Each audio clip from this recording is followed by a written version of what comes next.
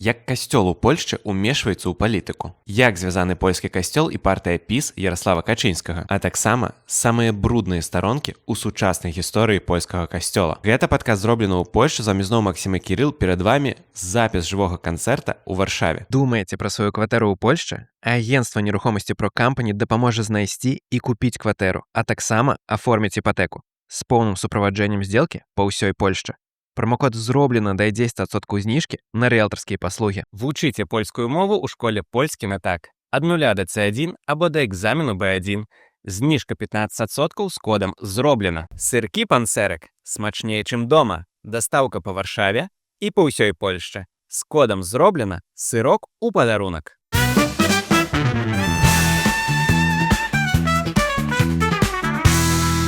Агулам, чаму мы пра гэта размаўляем? Бо мне заўсёды падавалася, ведаеш, што ў Еўропе, асабліва Польшча, такая 20-я эканоміка свету, светская краіна. Які касцёл і якое ўмяшальніцтва ў палітыку? Ну, вось, насамрэч, гэта адзін з тых такіх стэрэатыпаў. Не ўсе людзі, якія прыехалі ў Польшчу, перад прыездам у Польшчу, разумелі, вось як тут светская ўлада пераплеценая з уладай рэлігійнай. Так?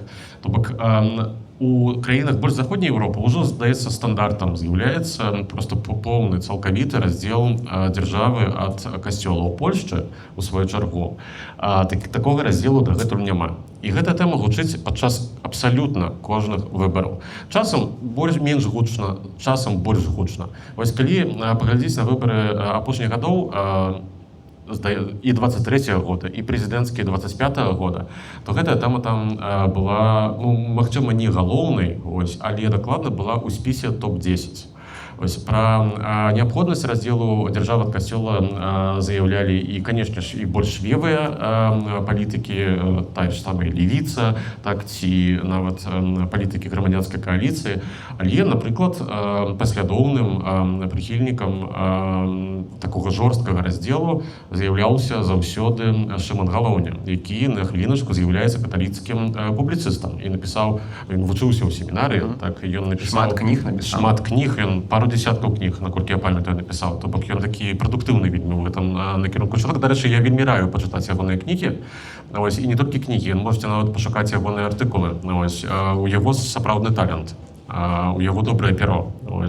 Ён вельмі добра пра гэта піша, і ён вельмі добра ведае проста гэтую тэматыку. Так. Все добра. Я хацеў запытаць, ці з касцёлам у Польшчы гэтаксама, як з усімі рэчамі ў Польшчы, што палова за кілецкі маянэз, другая палова за... Вось, і тут сапраўды сабака крыху таксама парыўся, бо таксама як палярызаванае польскае грамадства, якое падзеленае літаральна 50-50, так? 50% палякаў лічаць, што другая палова, 50% яны не палякі. І наадварот таксама. Гэта традыцыйна. У польскім касцёле, калі гаворка пра саму іерархію, так, пра самі структуры касцёлу, падзел крыху іншы. Я б сказаў так 80/20. Адсоткаў, прабачце. Адсоткаў 80 гэта больш кансерватыўнае крыло, і адсоткаў 20 гэта, ну, іх называюць, іх, канечне, называюць левакамі, ну, якія левакі насамрэч. Але гэта такія больш прагрэсіўныя. Дарэчы, апошнім часам пра парадку з іх больш гучна. Гэта новы мітрапаліт кракаўскі кардынал Рыщ, і новы мітрапаліт лодзкі, гэта Конрад Краеўскі. Гэта, дарэчы, той кардынал, пра які мы нават публікавалі відосік, дзе ён вельмі цёпла выказваўся пра мігранта. Яго мы любім, так. Гэта адзін з найбліжэйшых супрацоўнікаў святога Яна Павла II. Окей, а калі паглядзець у гісторыю, то бок, вось зараз касцёл і дзяржава дрэнна падзелены ў Польшчы. Як было раней? Бо падаецца, што гэта проста традыцыя такая гістарычная, ці не? Ну, агулам, насамрэч так, бо калі мы паглядзім на гісторыю, на такую больш далёкую, я ўжо там не буду пачынаць з фараонаў, хаця яно пачыналася прыкладна ў тыя часы, але заўсёды рэлігія была сплецена з дзяржаўнымі ўладамі, бо, уласна, мы жылі, ну, не мы жылі, а нашыя продкі. Нашыя продкі тысячагоддзямі, можна сказаць, жылі ў монархічных сістэмах, дзе проста ўлада манархаў ішла ад легітымізацыі праз рэлігію. Так? То бок яны былі проста склееныя паміж сабой, і вось такім чынам функцыянавалі. Ось так было насамрэч па ўсім свеце і у наших краінах тут вось у Рэчы Паспалітай, у Вялікім княстве Літоўскім паўсюль таксама было прыкладна аднолькава. А вось як было ў Рэчы Паспалітай? Ну, то бок, там же падзелена быццам было, не? Ну, вось з Рэчы Паспалітай, дарэчы, вось з той першай нашай супольнай Рэчы Паспалітай Абодвух народаў. Абодвух народаў, так, вось, то бок палякаў і нас, ліцвінаў. Ось, то там тонкі лёд, так, я гэта люблю. А есть хтосьці, можа, з літоўскімі каранямі тут? Ці хто жыў у Літве, напрыклад? Ёсць чалавек, які прыехаў спецыяльна на наш выступ з Вільны. Прывітанне, прывітанне. Можаце пахлопаць, калі ласка. Чалавек праехаў 500 кіламетраў, ось, дарэчы, другі раз запар, вось, каб патрапіць на сустрэчу. Гляжу, у будучыні хутка пераедзеш да нас. Усе мы тут будзем. Да. Окей. Так і што з Рэччу Паспалітай, літвінізмам? Не, в сэнсе не літвінізмам. Што там было з касцёлам? Бо што я ведаю з Рэччу Паспалітай, што беларусам, калі было выгадна праваслаўе, былі праваслаўнымі, калі быў выгадзен касцёл, то касцёл, калі захацелі, зрабілі уніяцтва. У першай Рэчы Паспалітай увогуле, канешне ж, таксама быў такі сімбіёз. Сімбіёз улады рэлігійнай, касцёльнай і сімбіёз улады дзяржаўнай. То бок, напрыклад, біскупы, яны былі сенатарамі першай Рэчы Паспалітай. Вось, таксама прымас, каталіцкі прымас, так, ён пэўніў функцію, як гэта сказаць. Працаваў за кагосьці. Так, то бок, у моманта, калі трон быў пусты, то ён, скажем так, быў рэгентам. О, вось, добрае слова. Там, што праўда, называлася крыху інакш, я ўжо забыўся, там таксама лацінскае слова. Рэгентам, тыпу? Наместником, можно сказать, ось таким ось. Временно исполняющими обязанности. ИО. Так, выконваючы абавязкі. Ось, карацей, але пры гэтым ўсё ж такі каталіцкі касцёл у той момант ён не донжыў, так, то бок не ішоў, ён не жадаў нават ось усталявання нейкай тэакратыі. То бок агулам першы раз Паспалітай, яна, я думаю, усім зразумела, была даволі талеранцыйнай дзяржавай. Ну, бо, прабачце, тут жыла вялікая маса габрэяў, былі розныя меншасці русінаў з усходу, так, якія былі праваслаўнымі, напрыклад, так. І пры гэтым усе неяк нармальна і мірна, спакойна жылі ў адной дзяржаве, і нейкіх вялікіх канфліктаў на рэлігійным фоне у першай Рэчы Паспалітай не было, насамрэч, ніколі. Добра, закрылі гештальт крызіс сярэдняга ўзросту нашага з табой гістарычнага. Але ў той момант вось ужо паўстала вось гэтая традыцыя супрацы і суіснавання сімбіёзу дзяржаўнай улады і улады касцёльнай. Давай пераходзіць да больш сучасных часоў. ПРЛ. Базава, што я ведаю пра камуністаў, яны не любяць касцёл і увогуле рэлігію. Як гэта было ў Польшчы? Ну, агулам заўсёды традыцыйна адносіны паміж каталіцкім касцёлам і ўладамі рэгулююцца такім дакументам, які называецца канкардат. У міжваенны перыяд у Польшчы ён існаваў. Ён апісваў увогуле ўсе прынцыпы, на якіх будаваліся ўзаемаадносіны гэтых двух інстытутаў. Калі вайна скончылася і у Польшчы наступіў камунізм, то злыя камунякі, канешне ж, адной з першых рэчаў, што яны зрабілі, яны гэты канкардат скасавалі. Так як у той час яшчэ жыў Йосіф Вісарыёнавіч, то бок часы былі сталінскія, яшчэ былі багаборніцкія, і Польшчу гэта таксама ў нейкім сэнсе зачапіла. У першыя гады Польскай Народнай Рэспублікі таксама, напрыклад, зачыняліся нейкія прыкасцёльныя школы. Рэлігія была выведзеная з навучання з школьных установаў агулам. Як добра, што вярнулі.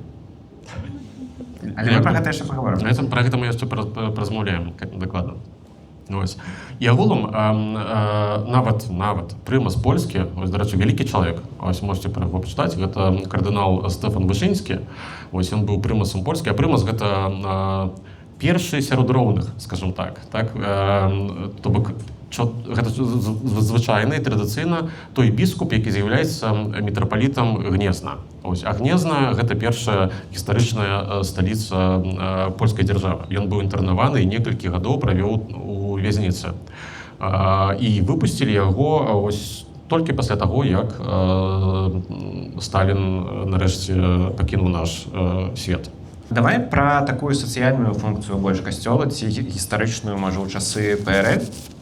Бо то, што я ведаю, што быццам бы касцёл захоўваў такую польскасць, асацыяваўся з нечым такім вось, ведаеш, не камуністычным. Ці гэта сапраўды было так?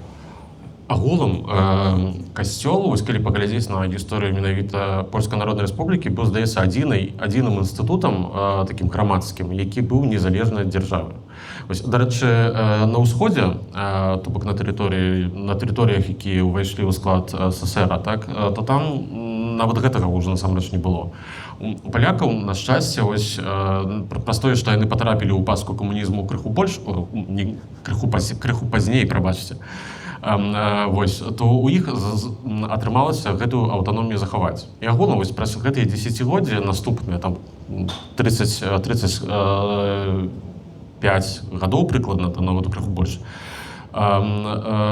касцёл польскі, каталіцкі, застаўся вось такой аддушанай, так, і цэнтрам, які працягваў культываваць вось гэтую польскую нацыянальную традыцыю. Так. І дзякуючы гэтаму, насамрэч, вось у палякам атрымалася вось не настолькі савецізавацца, так, вось як гэта, на жаль, было на ўсходзе. То бок у нас. То бок у нас, напрыклад. Окей. А калі казаць, уже пераходзіць яшчэ бліжэй да нашых часоў, ўсё ж такі дзейнічае салідарнасць, намечаецца круглы стол. Дарэчы, салідарнасць і паўставала ў шмат чым дзякуючы менавіта касцёлу таксама, бо вельмі важным этапам, здаецца, адным з найважнейшых было абранне караля Вайтылы папай, так, то бок Ян Павел II, ось, які зрабіў некалькі разоў, здзейсніў некалькі разоў пільгрымкі, так, то бок прыязджаў у Польшчу першы раз у 79 годзе, і на сустрэчу з ім па ўсёй Польшчы прыходзілі проста мільёны людзей. Вось, і для палякаў на той момант гэта была магчымасць, па-першае, згуртавацца, што было амаль што немагчыма ў камуністычныя часы, а тут можна было гэта зрабіць легальна.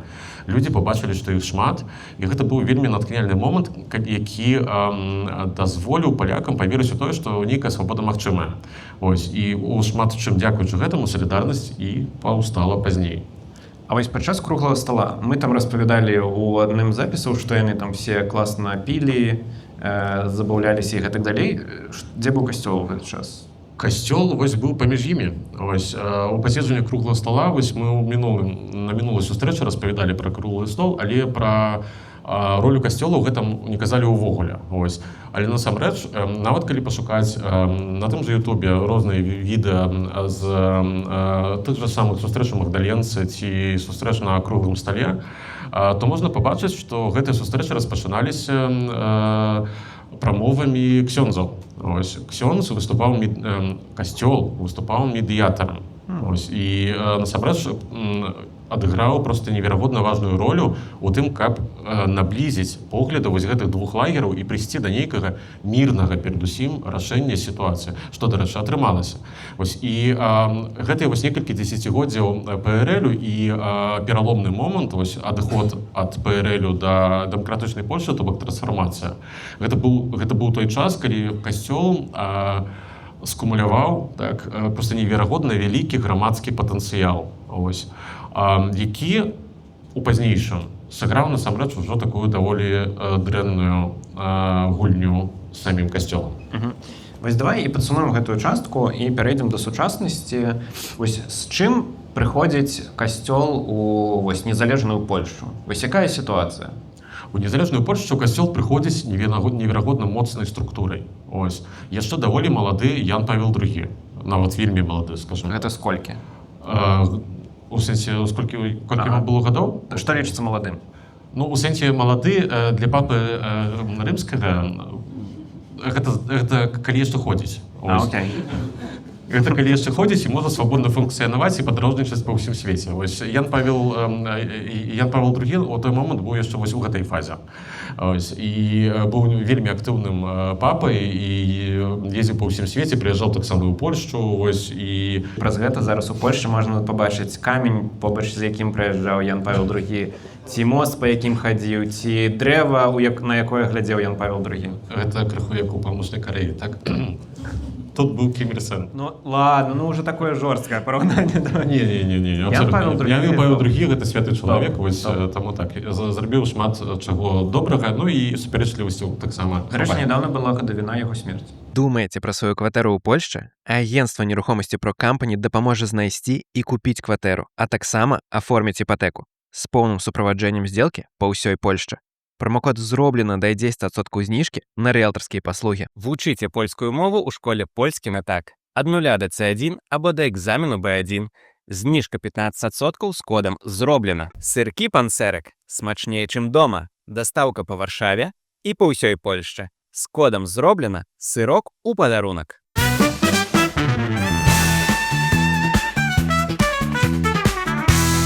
Давай паразмаўляем пра прывілеі польскага касцёла. Вось ён зайшоў з моцных пазіцый у незалежную дзяржаву і атрымаў пэўныя ільготы, як бы сказалі ў Беларусі. Што гэта?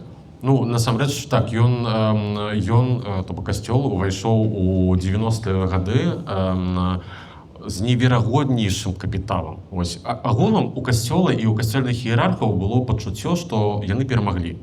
Ну і насамрэч, яно не дзіўна, насамрэч, так, камуністы зніклі, вось, прыйшла новая ўлада, якая глядзела на касцёльных іерархаў паблажліва, з сімпатыяй, вось, і ў іх гэтае пачуццё перамогі было, і яно не ўзялося ніадкуль. Вось, і ўжо з самага пачатку пачаўся вось той такі дзіўны танец паміж уладамі, пры гэтым кожнымі наступнымі уладамі Польшчы, ці то больш левымі, ці то больш правымі, з касцёльнымі іерархамі і з тым, каб знайсці вось нейкую супольную мову. Вось пры гэта у некаторыя перыяды адбывалася проста зрошчванне гэтых двух інстытутаў. Увогуле ёсць такі выраз «союз трону з алтажам», так, то бок саюз трона і алтара. Вось, у некаторыя перыяды польскай гісторыі вось гэтай наважытнай, вось апошніх там 30-35 гадоў, гэта было проста неверагодна выразна бачна. Канешне ж, больш за ўсё вось у перыяд з 2015 па 2023 год падчас другога ўраду права і справядлівасці. А калі ўсё ж такі вяртацца крыху да прывілеяў яшчэ, ці правільна я разумею, што дзяржава фінансуе касцёл? Так, ёсць такі дакумент, ізноўку вяртаючыся, канкардат. Гэта такая дамова, афіцыйная дамова, міждзяржаўная, дарэчы, паміж апостальскай сталіцай, то бок Ватыканам, і польскай дзяржавай. У ім у гэтым дакуменце абумоўлена ўвогуле ўсе адносіны, ўвогуле як гэта выглядае. Так? То бок тое ж, напрыклад, што клер не плаціць падаходных падаткаў, напрыклад, так? Ці тое, што ёсць, напрыклад, фондус касцельны. Гэта такі спецыяльны фонд, куды дзяржава пералічвае, я б не сказаў, што нейкія там гіганцкія грошы, але ўсё ж такі даволі выразныя. І гэтыя грошы ідуць таксама на розныя там патрэбы касцёлаў. Таксама дзяржава ў сваю чаргу фінансуе, напрыклад, утрыманне некаторых храмаў, святынь, бо прабачце, гэта гістарычныя помнікі архітэктурныя, таму дзіўна, калі б дзяржава не клапацілася пра іхняе захаванне. То бок з нашых падаткаў? З нашых падаткаў часта. часта. Мы ўсе тут, хто плаціць падаткі, я спадзяюся, што ўсе ўпэўнены, што ўсе? Мы ўсе тут фінансуем польскі касцёл? Так. Клас. Не ведаю чаму, але вось прыкладна таксама, як мы фінансуем навучальныя установы ці іншыя установы, таксама нейкая там частка гэтых грошай ідзе і на фінансаванне польскага касцёла. Дзіўнае пачуццё. Ладна. Дарэчы, не толькі каталіцкага. Якога? Існуюць іншыя? Напрыклад, праваслаўны польскі касцёл. Так. Вось праваслаўная польская царква, дарэчы, яна абсалютна незалежная ад расійскай праваслаўнай царквы. Гэта аўтахтонная, так, чакайся, як она называецца? Аўтэнтычная. Аўтанамічная, так, аўтанамічная царква менавіта. Вось я сёння прыязджаў якраз каля галоўнага храму, які знаходзіцца каля Віленскага вакзала. Вось такая жоўтая царква. Ну што, давай, распавядай цяпер, як польскі касцёл умешваецца ў законы? Агулам, першыя вось такія спробы ўмешательства, яны былі яшчэ на самым пачатку. То бок, гэта быў самы пачатак 90-х гадоў. Дарэчы, мы некалі рабілі выпуск пра сітуацыю з абортамі ў Польшчы. Даволі давно ўжо, так, больш за год таму.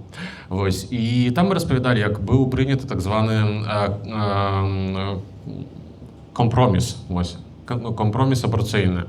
Ён быў прыняты пад вялікім уплывам касцёльных іерархаў, і прыняцце гэтага закону, дарэчы, святкавалі палітыкі разам з біскупамі ў будынку Сейма. Ёсць нават здымкі ў інтэрнэце, дзе яны там разам п'юць нейкія напоі, скажем так, у гонар таго, што ў іх атрымалася дамовіцца. Гэта быў такі першы яскравы выпадак. Пры гэтым, дарэчы, ён быў недрэнным, бо ён спалучыў у сабе погляды вялікай кансерватыўнай часткі грамадства, вялікай часткі грамадства, якія былі на той момант практыкуючымі каталікамі, так, з людзьмі больш прагрэсіўных поглядаў. І гэты кампраміс ніколі не быў ідэальны, але ён прынамсі працаваў. Але пасля нешта здарылася, і надышоў 20-й год. У Польшы ўсё ж такі таксама былі пратэсты, так, у 20-м годзе, толькі нагода была крыху іншая.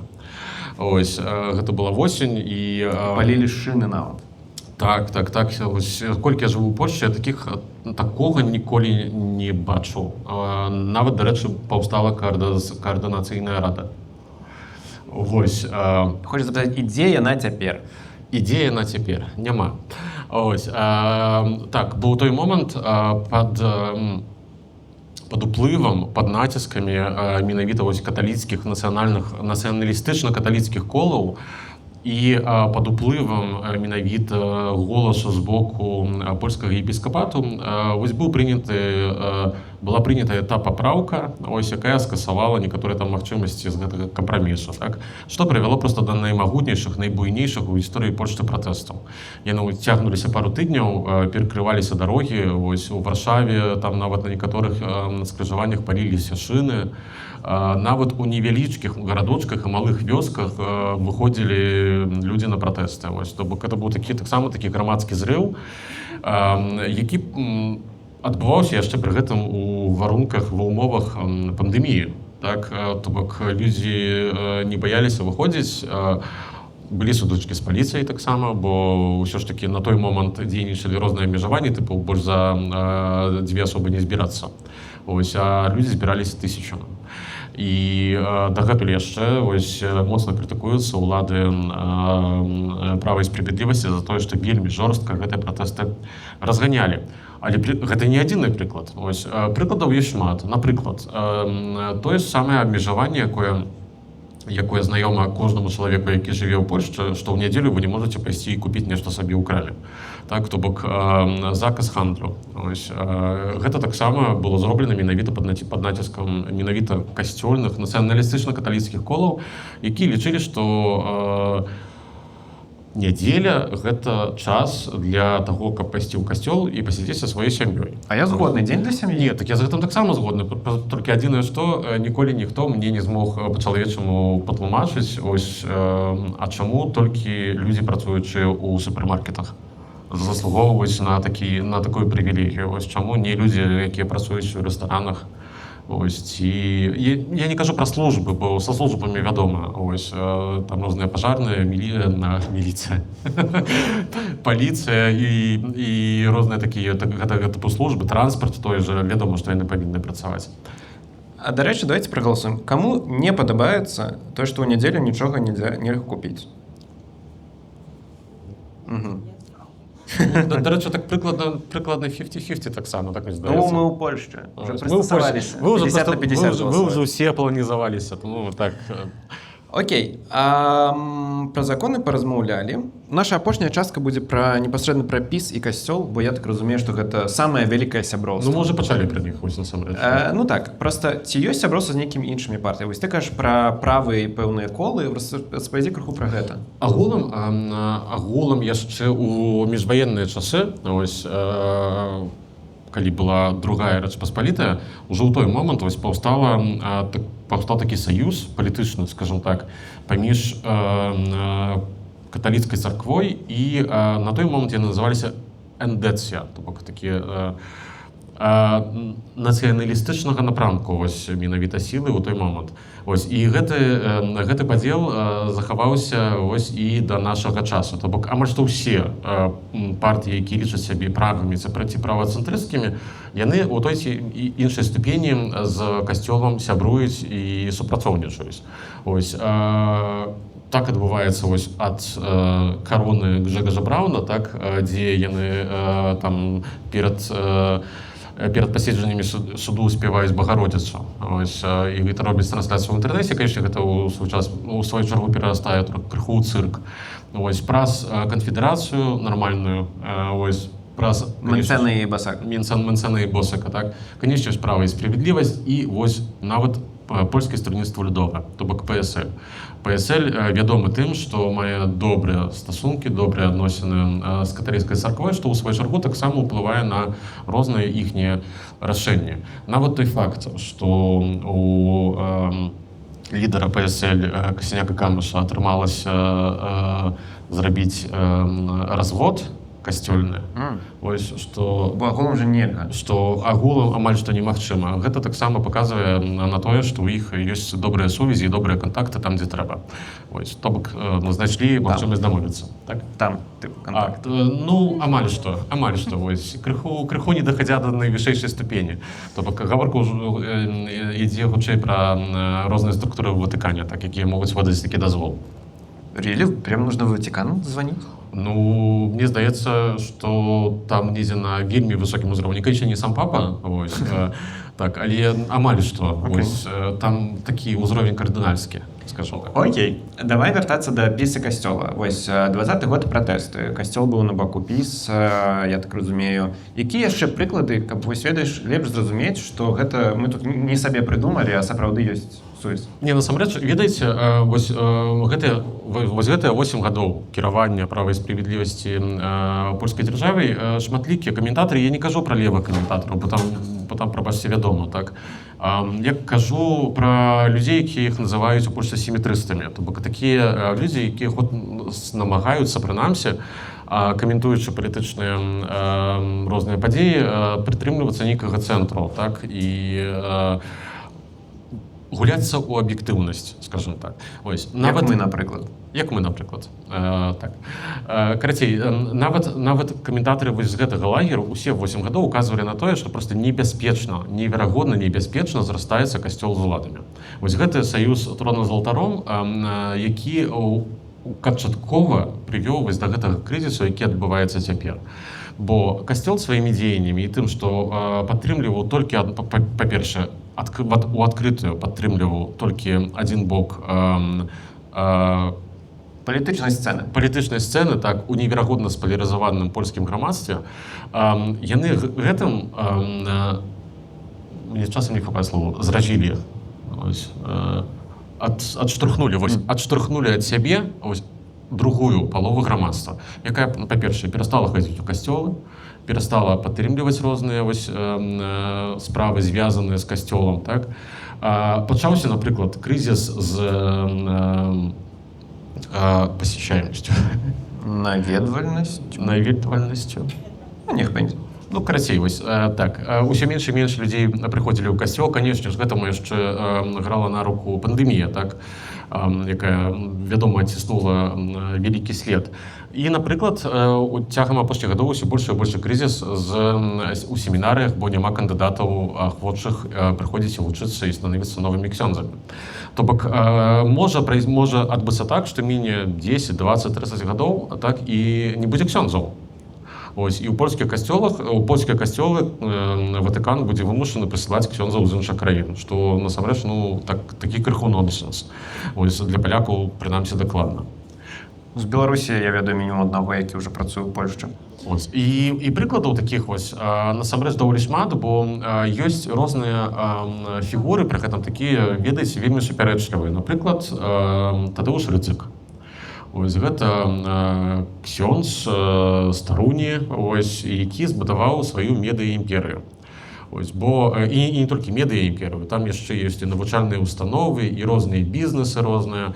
Ось, Радіо Марія, да? Радіо Марія, тэлевізія Трван, ось, то бок і радіо, і тэлебачанне. Ось, пры гэтым ён у сваю чаргу пачынаў у нейкія моманты вельмі моцна ўплываць на тое, што адбываецца ў палітыцы, бо наўпрост, напрыклад, падчас трансляцыі Радіо Марія там маглі казаць, за каго галасаваць. Ось, ці заклікаць прыйсці там і галасаваць вось за тых ці іншых там кандыдатаў, напрыклад, так? Ось. Пры гэтым у нейкі момант нават у сяроддзі вось менавіта правага лагеру некаторыя людзі пачалі разумець, што ў яго занадта шмат улады. Ось. І што ягоная медыаімперыя разрастаецца і робіцца ўжо небяспечнай. І памятаеш аферу з фундусам справядлівасці? Ось мы некалі рабілі выпуск, дзе я так пастараўся максімальна лаканічна распавесці ўвогуле, што з гэтым фундусам справядлівасці адбывалася. А з ім звязаны менавіта палітыкі, якія былі згуртаваныя вакол Збігнева Зёбра, які ў дадзены момант уцёк у Венгрыю. Ось, у яго яшчэ ёсць суткі. Ось, насамрэч, бо судзячы... Паглядзім. Але судзячы па пытанках, ось, якія я бачыў сёння раніцай, то ў яго засталіся суткі. Каб там адчуваць сябе бяспечна, але паглядзім, канешне.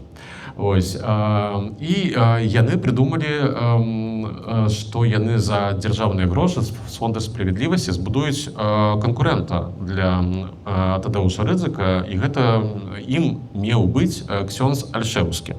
Ось, гэта таксама такая вельмі супярэчлівая фігура, гэта чалавек, які праславіўся тым, што скажем так, ён праславіўся сваімі вельмі дзіўнымі практыкамі. Напрыклад, як ён выганяў дэманаў з нейкай феміністычнай актывісткі Сальцісонам. Я чытаў пра гэта. Гэта вельмі смешная гісторыя. Там яны неяк абкладвалі Сальцісонам і выкарыстоўвалі фігуру маткі Боскай з Гвадалупы. Ось, сапраўды, я не смеюся з гэтага, ось, просто гэта гістарычны факт. Гэта адбылося некалькі гадоў таму. Ну і, карацей, за дзяржаўныя грошы таксама гэты Ксёндз Альшеўскі павінен быў збудаваць новую медыаімперыю, якая вось была б канкурэнцыйнай для Тадэуша Рыдзіка, каб крыху абмежаваць ягоную ўладу. Карацей, нармальная такая інтэграцыя касцёла і піса. Ну і прывяло гэта? Не, прабач. Так? Нельга распавесці пра польскі касцёл, не распавёўшы пра гэты фільм. Так, tylko nie mów nikomu. Агулам тут, скажу так, не то, каб проста пра сам фільм трэба распавесці, але вось агулам я яшчэ ўвогуле не крануўся гэтай тэмы. Пры гэтым гэта беда ж не толькі польскага касцёла, гэта беда касцёла па ўсім свеце. Так, дастаткова паглядзець, што адбывалася ў Злучаных Штатах Амерыкі, напрыклад, ці ў Ірландыі, напрыклад. Вось вельмі добры прыклад, дзе, скажем так, ірландскі касцёл сам сябе знішчыў, сам сябе сваімі жа дзеяннямі. Так? Ці тое, што адбывалася ў Канадзе. Прыкладаў сапраўды маса. Ось, у розных краінах гэтыя праблемы вырашаліся па-рознаму. Ось, у Польшчы гэта, канечне, праблема была менавіта з педафіліяй у касцёле і тым, як і адказнасцю, так, якую не панеслі людзі, якія дзяцей крыўдзілі. Бо звычайна, на жаль, вырашалася гэта замятаннем справы пад дыван, вось, пераносам у нейкую іншую парафію. Інфармацыі ў інтэрнэце шмат, і вось адным з элементаў барацьбы за правы пакрыўджаных людзей вось быў гэты дакументальны фільм. «Tylko nie mów nikomu» браці Сакельскіх. Ось, ён быў, канечне, успрыняты неверагодна варожа як самімі структурамі касцёла, так і, напрыклад, нацыянальна-каталіцкімі коламі, тым жа правам і справядлівасцю. Ну, давай дададзім кантэкст, што ён выйшаў у 19 годзе, што першапачаткова ўвогуле журналісты, калі гэта рабілі, яны збіраліся у тэлевізор гэта пусціць, але зразумела, што там ужо ідзе ўпіс, і гэтага не дазволілі, яны выпусцілі проста на Ютубе. І то, што я ведаю, што гэты ролик за першыя суткі стаў самым папулярным у Польшчы. Так. Там некалькі мільёнаў праглядаў было. Зараз на ім, а зараз на ім 25 мільёнаў праглядаў. То бок гэта вельмі моцна выбухнула гісторыя. Калі у вас моцныя нервы, можаце паглядзець. Цяжкі фільм, цяжкі матэрыял, ну, але што зробіш, тэма такая. І вось усе гэтыя справы разам з іміджавай праблемай, вось якая была выклікана менавіта гэтымі педафільскімі скандаламі, якія ўвогуле ніяк не вырашаліся. Вось, сапраўды можна пералічыць, здаецца, на руках абодвух рук прыклады, калі нехта з людзей, якія дзяцей крыўдзілі, панесці хаця б нейкую адказнасць. Вось такіх прыкладаў сапраўды не шмат. Вось, і гэта ўсё напластавалася адно на адно і прывяло да таго, што давер да касцёла як да інстытуту сярод польскага грамадства неверагодна абрынуўся. Так? І калі паглядзець на даследаванні грамадскай думкі на пачатку, напрыклад, 90-х гадоў і у апошнія дзесяцігоддзя, напрыклад, то можна пабачыць, што у 2-3 разы, у залежнасці ад даследаванняў, знізіўся менавіта ўзровень даверу да касцёла як да такога інстытута, які мог бы быць такім сумленнем нацыі. Так? Вось, на жаль, касцёл, на жаль, як гэта кажу я, атэіст, на жаль, касцёл, дзякуючы сваім уласным дзеянням, пачаў губляць вось гэтую функцыю такога менавіта сумлення народу, так? Якое ўсё ж такі павінна быць, асабліва ў грамадстве, якое настолькі неверагодна спалярызаванае. Бо гледзячы на тое, як адбываецца палітычная барацьба ў краіне, як нішчацца нейкія вельмі важныя для дзяржавы інстытуты, як той жа Канстытуцыйны трыбунал, пра які ўся Польшча размаўляе цягам апошняга тыдня, так? То можна ўявіць сабе сітуацыю, што ў нейкі момант накал вось гэтай барацьбы дойдзе да такога ўзроўню, што нехта павінен быў бы ўмяшацца. Ось, і у такім грамадстве, як Польшча, як польскае грамадства, найлепшым кандыдатам вось на такога медыятара традыцыйна быў бы касцёл менавіта. Ось, і мне вельмі шкада, што на дадзены момант вось, менавіта гэты элемент такі зацёрты і знішчаны, крыху разбураны. Ось, але што будзе далей? Ну вось літаральна маё пытанне, і будзем ужо сыходзіць на перапыначак. Што далей будзе з касцёлам? Твой прагноз? Ну і што далей? На мой погляд, перадусім, тое, што згубіла польскі касцёл, гэта пыха. Ось, пыха крочык перад упадкам, ёсць такое польскае павядзенне, так? Гардыня? Гардыня, так, вось менавіта гардыня. Вось яны занадта ўверылі ў сваю непахіснасць і ў тое, што яны безгрэшныя, так? Ось, ну, яно не дзіўна, так, насамрэч. Ось, у выніку яны самі сябе забілі вось у такі вугал, і цяпер у іх праблемы. Што будзе далей? На мою думку, касцёлу трэба прайсці праз нейкую, ну, не толькі пра рэарганізацыю, бо, вядома, гэта структура існуе 2000 гадоў, і нішто і ніколі яе не рэарганізуе, здаецца. Вось. Але праз нейкае такое вось, па-першае, змена пакаленняў сярод іерархаў польскага каталіцкага касцёла, і праз такое ачышчэнне, так, вось, чыстку, самачыстку. Толькі гэта можа ім дапамагчы. Ну, карацей, нічога не будзем. Добра. Гэта быў першы выпуск гэтага цудоўнага дня. Вы не заснулі? Нет? Дзякуй вам вялікі. Давайте пахлопаем нам і вам.